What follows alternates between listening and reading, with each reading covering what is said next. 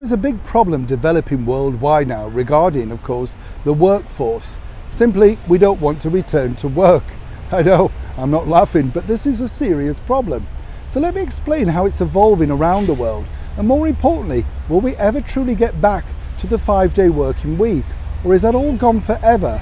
And can big companies really force you back, given they persuaded you to take so much time off in the first place?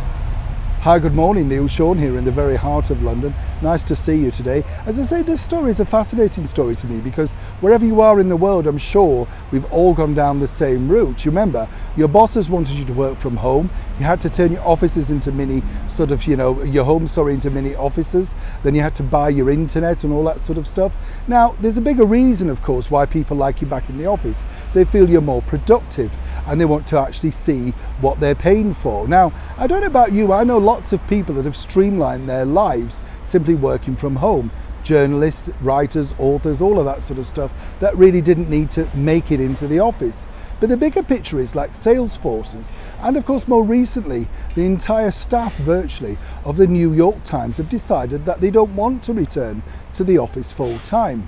This is creating a big problem, but it's not just the New York Times that have got a problem. Lots of offices and companies over here in the United Kingdom have the same thing too. Is it because we were turned into early lazy people during the pandemic?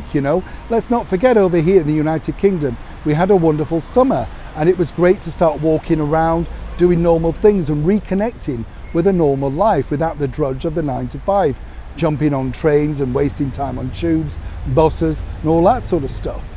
But now what they're hoping, and this is an interesting factor with, of course, the world of work, is bosses believe that with the high energy cost of living, basically the heating and the lighting and the basic living standards going up, that a lot of people will want to return to the office because it's free heat, isn't it?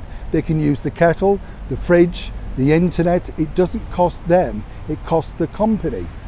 But as the New York Times are finding out, people are simply not biting on that and believe that there should be a compromise, that people really should be given the opportunity to do 3 days at home and 2 days in the office. A lot of people are not shifting or budging, as we say in the North. So now employers are left with this very difficult and thorny task.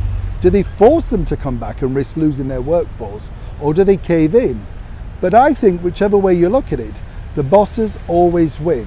And one way or another, if you're deemed a troublemaker and you won't curtail the company line, eventually they will find a way to replace you. Now, a lot of people are saying, no, you simply can't do this in the 21st world. But you simply can, because if you think about it, the digital technology has taken over from, CEO meetings around the world to simply Zoom calls now, which take around 10 minutes. No hotels, no flights, and of course no expensive lunches. So it's better for the companies in some respects.